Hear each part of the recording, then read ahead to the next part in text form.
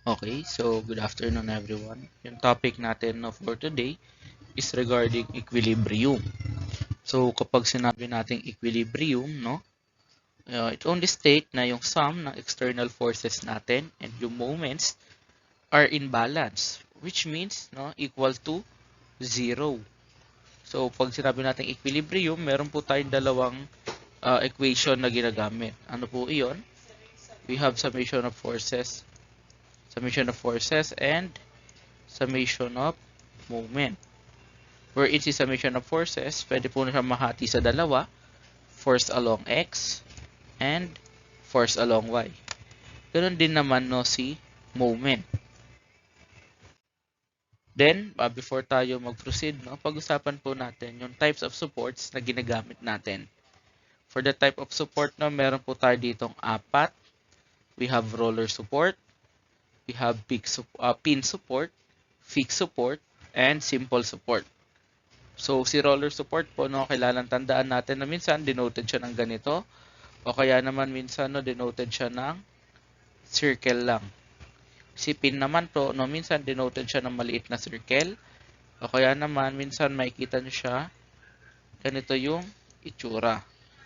May circle po yan sa gitna.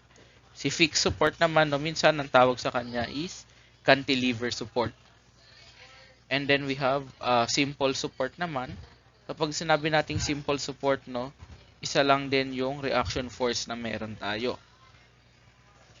So yung reaction force natin, pag sinabi nating roller support, meron lang tayong vertical, which means summation of forces along y. Kapag kay pin naman, by pin, o kaya minsan, tinatawag din siya hinge. Kapag kay hinge naman or pin, dalawa yung reaction natin. We have horizontal and vertical, which is force X and force Y. Pagdating naman kay fixed support or kay cantilever support, tatlo yung reaction natin. We have horizontal force, vertical force, and yung twisting moment natin. And kay simple support naman po, is isa lang yung reaction force natin, which is yung vertical force. So ito po, wag natin kakalimutan tong apat na to. Kasi kailangan natin ito sa pag-solve ng mga bodies natin or sample problems in equilibrium. Next, pag-usapan natin si free body diagram. So si free body diagram naman po, ito ay isa sa requirements na hihingin ko sa inyo before po tayo mag-solve ng mga problems natin. So bakit? Anong kahalagahan ni free body diagram? With free body diagram po, is ma-identify natin kung ano yung mga given sa atin na force. And makakapag-decide din po tayo na kung paano yung magandang approach to solve the problem. For example po, ito, yung figure natin dito. So basically, ang given lang po dyan is ito, yung figure natin sa taas. Ito lang po yun. Then ito yung tinatawag natin na free body diagram.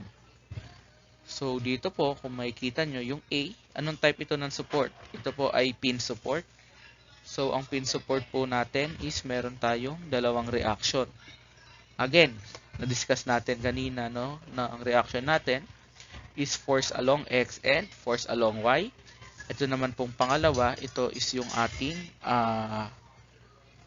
roller support. Kapag roller or vertical support natin, isa lang yung reaction. Kaya makikita nyo, force along B. Minsan, makikita nyo denoted ito as BX. Then next, meron tayong load dito sa dulo nung crane natin or nung crane natin na 2,400 kg.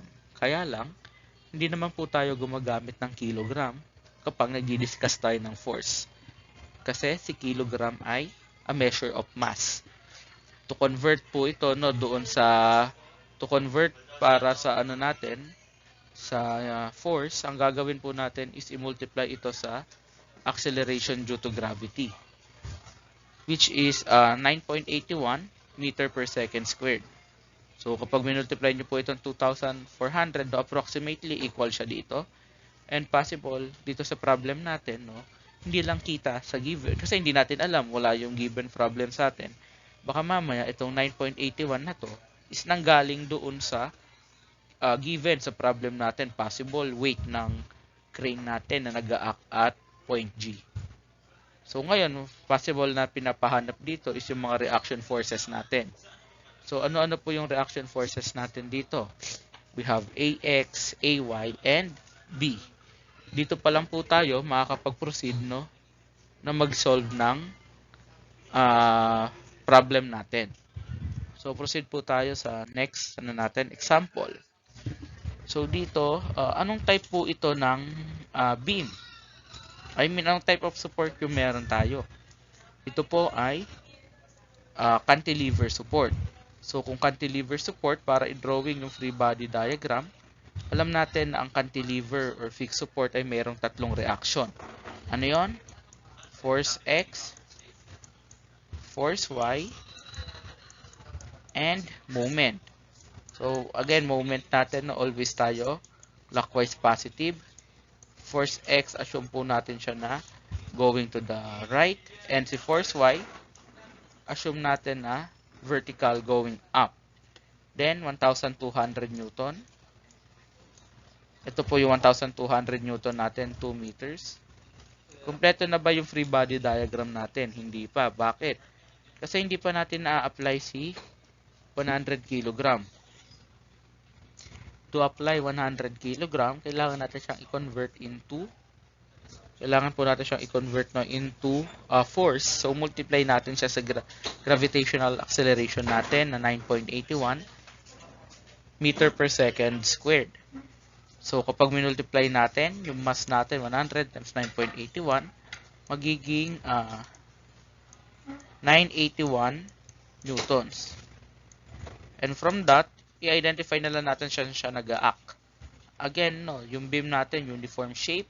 So, ibig sabihin, rectangular shape. Saan nag-act ang centroid ng rectangle? Ito po ay nag-act sa gitna po nung length natin. So, kung ang length mo ay 6 meters, ibig sabihin, nag-act siya at 3 meters. So, ito po yung unang example natin. So, proceed po tayo dito sa next example natin. So, sabi dito, determine the magnitude P and F necessary to keep the concurrent force system in the figure shown in equilibrium. So, first, kailangan pa ba natin ng free body diagram for this problem? I think hindi na. Bakit? Kasi wala nang isi-simplify pa itong figure po natin dito.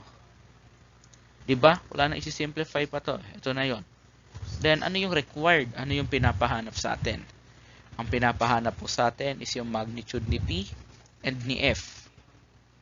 Ibig sabihin kung ano po yung force P and force F natin. So, kailangan ba natin magamit dito? And sinabi, equilibrium. So, alam natin, pag sinabi equilibrium, dalawa lang ang pagpipili ang formula. Summation of forces and summation of moment. And for this type of problem, hindi naman natin kailangan mag-summation of moment. Kasi, nasa isang point lang tayo. And kulang din ang given natin. Wala tayo ng mga lengths nila. So, ang applicable po na method natin dito is yung summation of forces natin.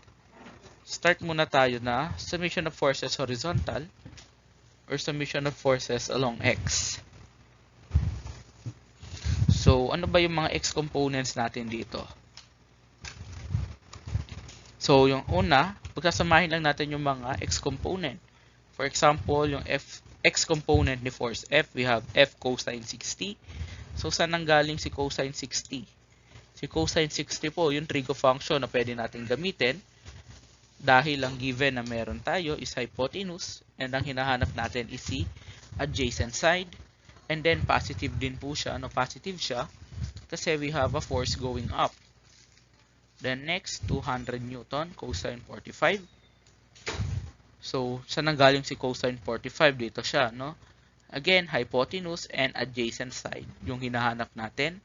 And then positive kasi going to the right siya. Minus 300. Si minus 300 is galing siya dito sa given natin na sa figure. And then, kunin natin yung X component naman ni force P. Again, bakit siya negative? Kasi going to the left. And so, we have P cosine 30 is equals to 0.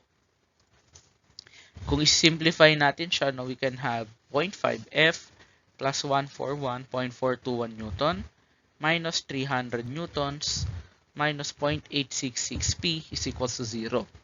Ngayon po, kung titignan natin no, yung equation natin, may simplify natin siya into 0.5F minus 158.579 Newton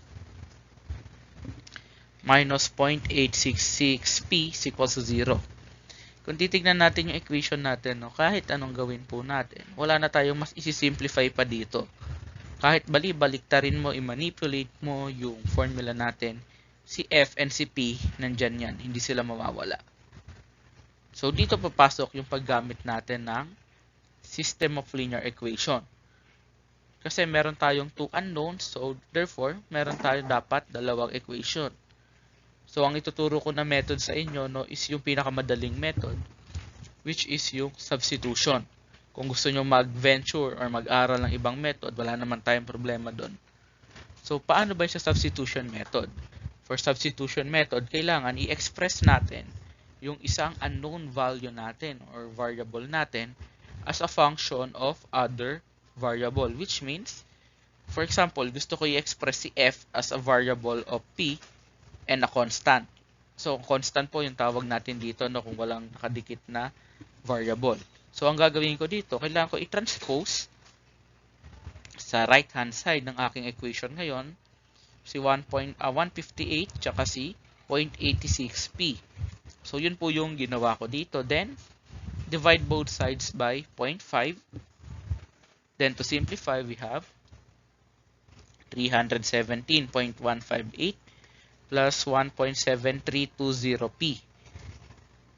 And then, ito po yung ating equation 1. Take note po, no, na dito, kung ang nakikita nyo dito is yung rounded off value niya, pagdating po sa calculation natin, no, as emphasized sa earlier discussion natin, dapat stored value ang ginagamit. Then, proceed tayo. Saan natin kukuhanin yung second equation? Diba, itong summation of forces natin, nahati yan sa dalawa. Kung si horizontal yung ginamit natin, then, kailangan din natin gamitin si vertical. Pagdating naman kay vertical component, ilan lang yung vertical component na meron tayo? 3 na lang, diba? Si force F, yung Y component ni F, Y component ni P, and Y component ni 200 Newton. So, we have F sine 60 minus 200 sine 45 minus P sine 30.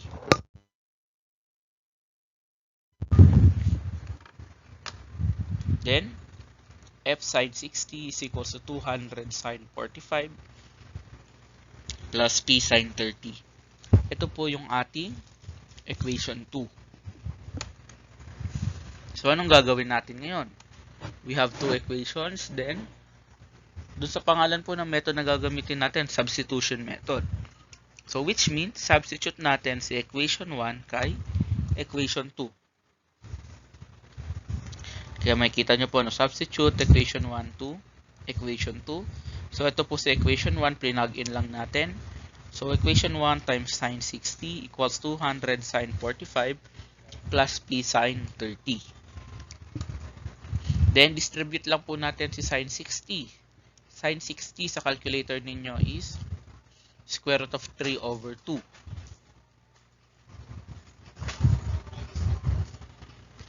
So, multiply lang natin siya. No? We have 274.667 plus 1.5p is equal to 141.421 plus 0.5p. So, ano pong gagawin natin? Pagsamahin po natin no, sa isang side ng equation, lahat ng may variable, and sa isang side ng equation yung walang variable. So, we have 1.5p minus 0.5p is equal to negative 274 plus 141 Newton. We have P, solving for P, we have negative 133.246 Newton. Kung makikita nyo po, no, bakit negative? So, kasi yung force natin is going down. Then, ngayon, na-solve ko si P. Paano ko naman ngayon ko solve si F? pwede nating solve si F no, using substitution method ulit. Substitute mo yung nakuha mong value ng P doon sa isa sa mga equation natin. So, dito papasok no, kung anong equation yung pipiliin ninyo. Kung pwede kayo sa equation 1 or equation 2, depende na yun sa option ninyo, sa gusto ninyo. Pero logically, no, kung gusto niyo na mas madali, doon ako sa equation 1 magsa-substitute. Bakit? Kasi isa lang yung P parameter ko doon. Ito lang yung may P, oh. Unlike dito sa equation 2, may P na ako dito, may P pa ako ulit dito. So, using equation 1, to solve for F, we have F is equals to 317.158 plus 1.732 times negative 133.246 Newton. We have F is equal to 86.376 Newtons. Proceed po tayo dito sa next example natin. So sabi, determine the horizontal and vertical components of reaction on the beam caused by the pin at B and the rollers at A as shown in the figure. Neglect the weight of the beam. So first step po no, is to draw the free body diagram. So kung i-drawing natin yung free body diagram, alam natin rollers have one reaction and pin ay mayroong two reactions. Then, ito po no, yung 600 Newton na nakaano natin in angle, no, i-breakdown natin siya into our components. Kaya makikita nyo, ito yung ating free body diagram.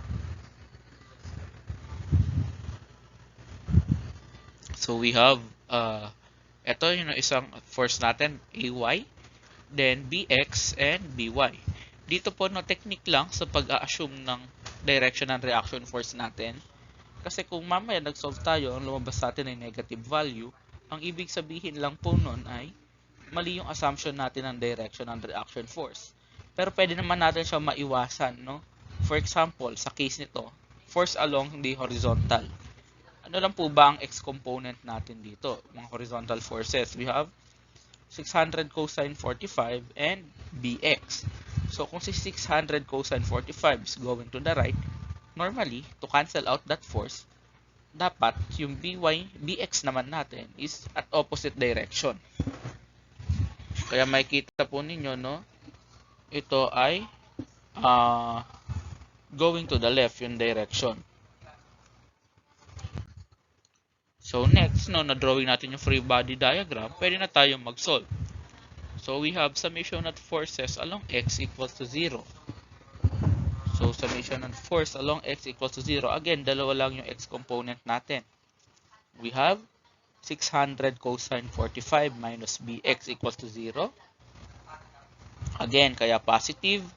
Gawa po nito, no, 600 cosine 45. And then, yung bx natin, no, is negative kasi going to the left direction. So, bx is equals to 600 cosine 45. Solving for bx. Bx is equals to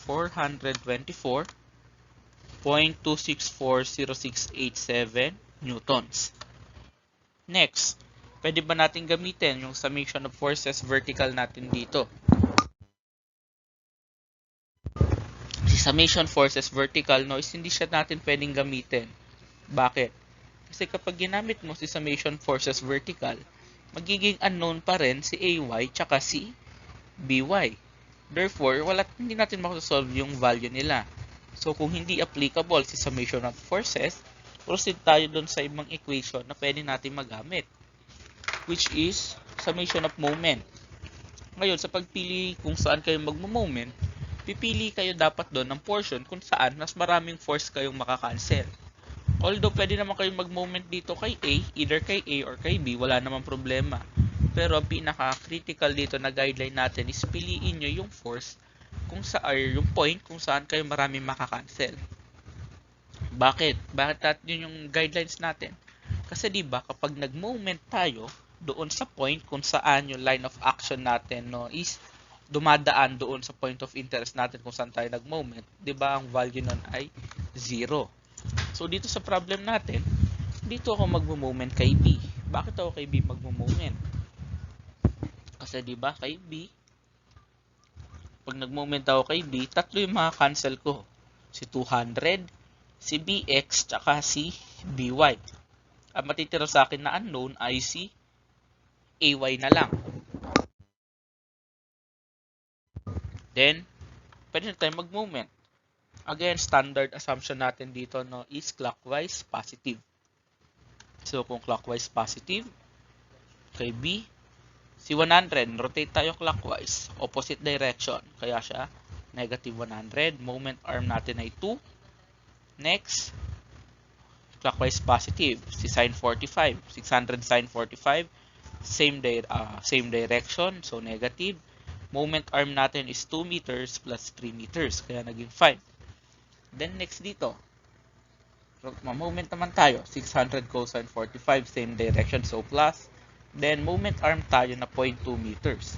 So si 0.2 meters yung distance natin na mula kay point A papunta dito sa gitna ng beam natin. And then we have rotate tayo dito, clockwise positive, AY, so plus times moment arm na 7 meters. Then sabi nga kanina, cancel na si 200 Newton, si BX, and then si BY. So to simplify, we have negative 200 minus 2,121.32 plus 84.853 plus 7 AY. Then transpose po natin sa other side ng equation, yung simplified value natin, we have 2,236.467 Newton is equals to 7 AY. Divide both sides by 7, makukuha natin yung value ng AY natin na 319.4953614. So dito po no, ang magiging approach natin dito, kayo na yung bahala na mag-next step. Paano? Pwede po kayong mag-summation ng moment ulit at point A naman para makuha si BY, o kaya naman pwede kayong mag-summation of forces vertical. Pero ako no, para mas madali na rin sa inyo, I strongly suggest to you summation of forces vertical na lang. Bakit? Kasi hindi ka na magmo-moment doon. Mag-add or subtract ka na lang ng magnitudes natin depende sa direction ng arrow. Pero dapat no, you can verify it naman no. Try nyo kasi yung solution ko dito sa slides no is nag-moment ulit ako. Pero you can verify it sa end niyo no, mag-summation of forces kayo. Dapat po parehas yung sagot na lalabas diyan. So dito, ang ginawa ko dito no para ma-solve naman si BY, nag-summation of forces, summation of moments naman ako with respect kay A. Kay A ako nag-moment. So we have 600 sine 45 times 2 plus 600 cosine 45 times 0.2 plus 100 newtons times 5 meters plus 200 newtons times 7 meters minus BY times 7 meters. So sino lang yung na-cancel dyan? Ang na-cancel lang po dyan no, is eto lang, si BX. Bakit? Kasi wala tayong perpendicular distance sa kanya kasi dumaan siya doon sa line of action natin.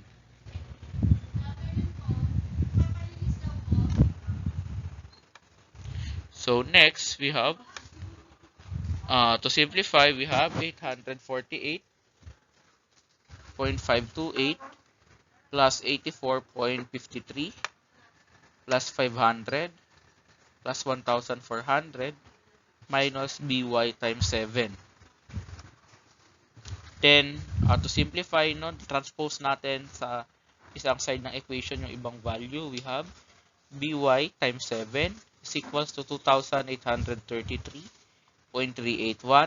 Divide both sides by 7. Makukuha po natin no, na value ng BY is 404.7687073 newtons. So again po, na pwede nyo namang i-compare yan kapag ang approach nyo is summation of forces lang naman. So dapat same yung sagot na lalabas sa atin.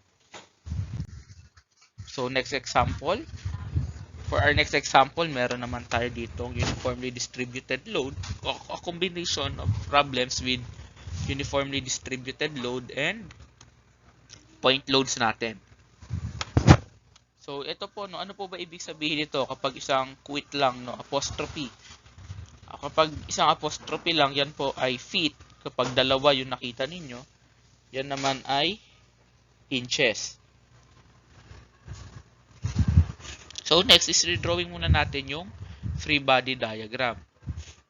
So, ano lang ba yung madadagdag sa free body diagram natin? Ang madadagdag lang dapat dito is ito lang, no? Yung magnitude nung concentrated, equivalent concentrated load natin. Kung matatandaan ninyo, dun sa past topic natin, to solve for the concentrated load, no? Kung uniformly distributed, kunin natin yung area nitong figure natin. Ano ba formula ng area na rectangle? Length times width.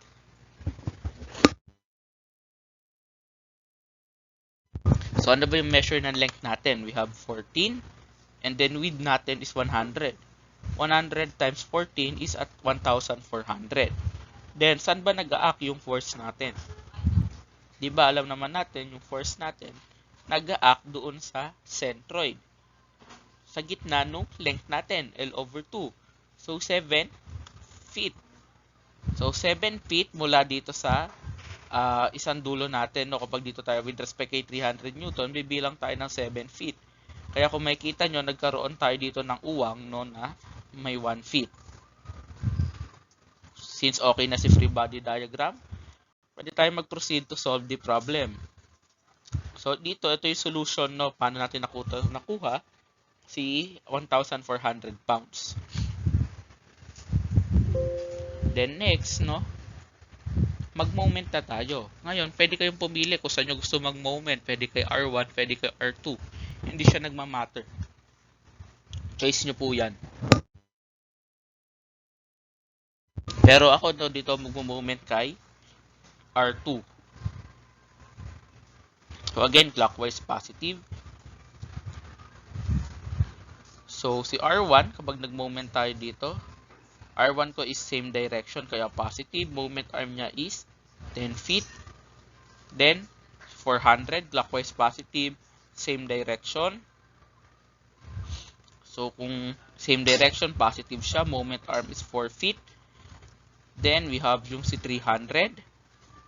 So, opposite direction, negative. Moment arm natin is 16. Paano naging 16? 2 plus 8 plus 6. Then, next is si 1,400.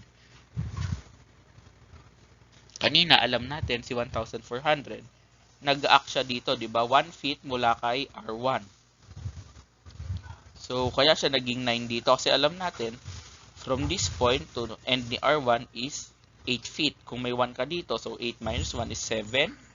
Then, plus 2 feet, kaya naging 9 feet po iyan. So, to simplify, we have 10 feet R1 plus 1,600 feet, pound-feet, minus 4,800 pound-feet, minus 12,600 pound-feet. We have 10 feet R1 plus 1,600 pound-feet, minus 17,400 pound-feet. Then, we have 10 feet R1 minus 15,800 pound-feet. Transpose natin si 15,800 sa kabilang side. So, we have 10 R1 equals 15,800. Divide both sides by R1. R1 po natin is 1,580 pounds. Then, next po. Next naman na gagawin natin, nakuha na natin si R2. Dito, pwede kayong mag-summation of forces. O kaya naman, kung may marami kayong time pa, no, pwede rin kayo mag-summation of moment. Bakit? Diba kanina napatunayan natin, regardless kung anong method yung gamitin mo, magka-come up tayo dapat sa parehas na sagot. So, walang kaso yon, no. So, you can check it or verify it naman, no, sa ending nyo. Pero dito, for the sake ng solution natin, nag-moment ako ulit.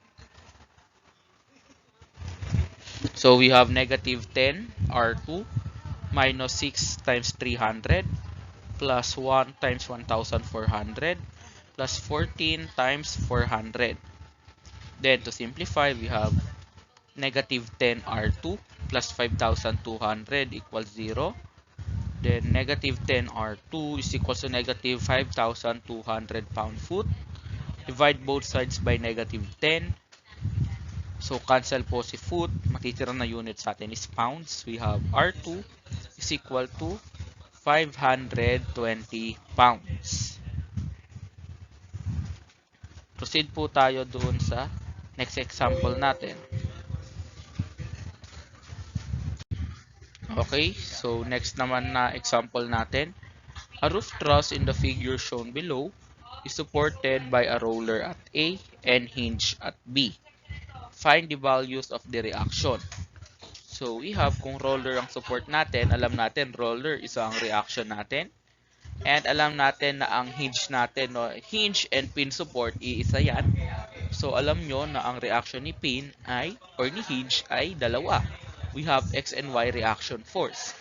So ito po yung free body diagram niya. Sir, saan nanggaling itong 80 kN? Ang ginawa lang po dito, no, is sinimplify lang itong limang magnitude of force na meron tayo. Ito, pwede mo lang gawin po ito, no, kapag symmetrical yung figure natin. Hindi siya applicable doon sa lahat ng figures ninyo. So, paano nakuha si 80?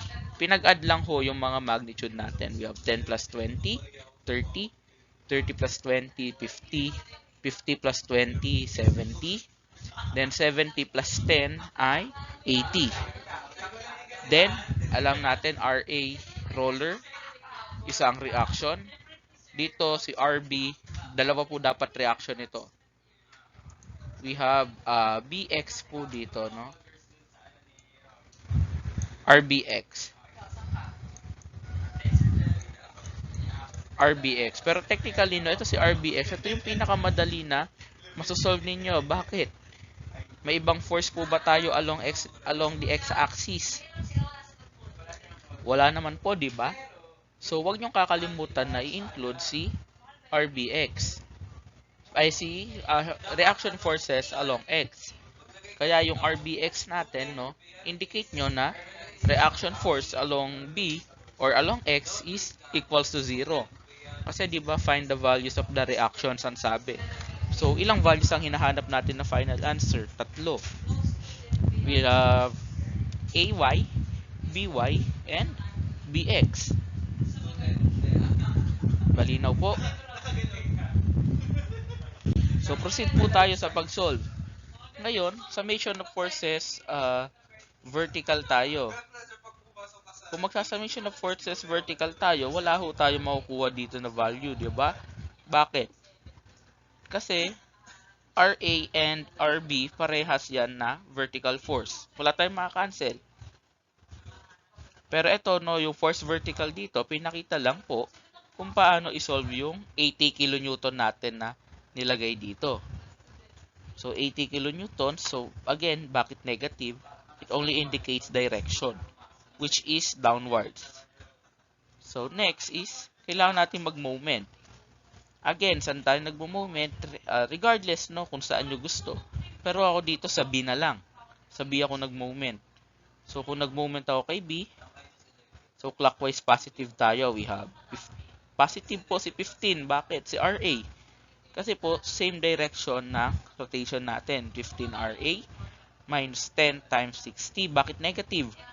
Opposite direction. Movement arm natin, 2.5 plus 2.5 plus 5, so 10. Then, si 80, positive, negative, negative, since opposite direction, multiplied by the moment arm of 7.5. And then, si 50 kilonewtons. Positive, negative. Negative, since opposite direction, so minus 50 kilonewtons. Next, we can simplify now. We have 15 RA minus 600 minus 600 plus minus 250 kilonewtons. We have 15 RA minus 1,450 kilonewtons is equal to 0. Next step is to transpose yung 1,450 sa other side ng equation natin. So 15 RA equals 1,450 kilonewton meter. Divide both sides by 15 to solve for RA. We have RA is equal to 96.666667 kilonewton. Again, nakuha na po natin si RA. Kaya na mag-decide if you want na kung gusto nyong mag-moment, wala naman pong problema. Mas mahaba lang yung solution. Kung gusto nyong mag-summation of forces vertical, much better. Kasi maikli lang yung solution and mas efficient siya sa ending nyo. So, dito sa solution ko is summation of moment pa rin tayo along A. So, we have negative 15 RB plus 5 times 60 kilonewton plus 7.580 kilonewton plus 10 times 50 kilonewton. Doon po sa mga nalilito, no, regarding dito sa pag-moment natin, no, I suggest balikan ninyo, no, yung mga notes ninyo and yung previous discussion natin with regard sa moment. Then to simplify, we have 15 RB plus 300 plus 600 plus 500 is equals to 0. Then, negative 15 RB plus 1,400 is equals to 0. Negative 15 RB, transpose natin, no, yung 1,400 sa kabilang side. So, minus equals to negative 1,400 kilonewton. Divide both sides by negative 15 to solve for RB. We have RB is equals to 93.33333 kilonewtons. Pwede nyo pong i-check yan, no, sa summation of forces vertical natin. Kung yan din dapat yung sagot na or kung yan din yung sagot na nakuha ninyo. For our last example, for equilibrium, we have the truss shown in the figure shown below is supported on roller at A and hinge at B. Solve the components of the reactions. So dito po, no, alam natin na si A ay roller. So basically, one reaction, vertical reaction. Then si hinge po, si hinge or pin connection ay dalawa. Force along X, force along Y. So, next is, first step is to draw our free body diagram. We have AV and BV, vertical force along A, vertical force along B, and horizontal force along B. Take note po, no, sa pag-assume, para at least tama na yung assumption natin, we have, kung ang direction natin dito ng 240 pounds is going to right, we can essentially say, no, na dapat yung BH ko dito or yung horizontal force ko at pin B is opposite direction ni 240 pounds. Kasi to balance yung equation natin or para maging in equilibrium yung equation natin. After drawing the free body diagram, pwede na po tayong mag-solve. So we have summation of moment at B is equals to 0. So again, kay A or kay B ka mag-moment, hindi siya magmamatter. Parehas dapat yung sagot na lalabas sa atin. Moment tayo kay A. Unahin natin si reaction force along A. Clockwise positive again tayo, same direction. So positive, moment arm of 24. Saan nanggaling si 24? 12 plus 12. Plus si 240 pounds. Ito po iyon, no. Rotation tayo. Clockwise positive. So, same direction. So, positive. Saan galing si 16? Again, no, 16 is our perpendicular distance, which is 16 feet. And then, next is yung 400. Clockwise positive. Opposite direction. Nagtama yung arrowheads natin. So, negative. So, multiplied by the moment arm of 12 feet plus 12 feet plus 12 feet, which is 36 feet. Then, minus natin ng huling moment natin. Ito po yun. Moment tayo dito. So, opposite direction. So, negative. So, minus 600 times perpendicular distance. Perpendicular distance natin, kung force natin ay nasa Y, perpendicular distance natin ay along X, which is 12. Then, we can simplify. We have 24 AV plus 3840 pound-foot minus 14,400 pound-foot minus 7,200 pound-foot. Then 24 feet AV minus 17,760 pound-foot is equals to 0. Transpose po natin sa right-hand side ng equation si 17,760 para ma-isolate natin no, sa isang side ng equation yung unknown natin. Next step is to divide both sides by 24. So, matitira na lang sa atin is yung vertical force natin along A. So, we have 17,760 divided pound-foot divided by 24 feet. Cancel si feet, matitira sa atin is a unit of force which is pounds. So, AV natin or reaction force along A is equal to 740 pounds. Next is to solve for the vertical force along B, reaction force along Y at B. Again, pwede po tayong gumamit ng summation of forces, pwede tayong mag-moment. May freedom po kayo no, kung ano yung gusto nyong gamitin. Kung mag-moment tayo at A, we have negative 24 feet times BV. So, bakit po negative? Pag nag-rotate tayo dito clockwise, nag-opposite direction. So, negative. Then, moment arm natin na or perpendicular distance of 24 feet minus, bakit po minus? Rotate tayo dito clockwise positive, opposite direction. So, kaya negative multiplied by the moment arm na 12 feet. Then, we have moment po tayo. Same direction, so 240 pounds. Kaya positive, perpendicular distance of 16 feet. And lastly, rotate tayo. Same direction si arrows. Kay 600 pounds, kaya positive. Plus 12 times 600 pounds. To simplify, we have negative 24 vertical component force along B minus 4,800 pound-foot plus 3,840 pound-foot plus 7,200 pound-foot. We have negative 24 feet times BV plus 6,240 pound-foot equals to 0. Then, transpose po natin no, sa kabilang side si 24 pound-foot para maging positive.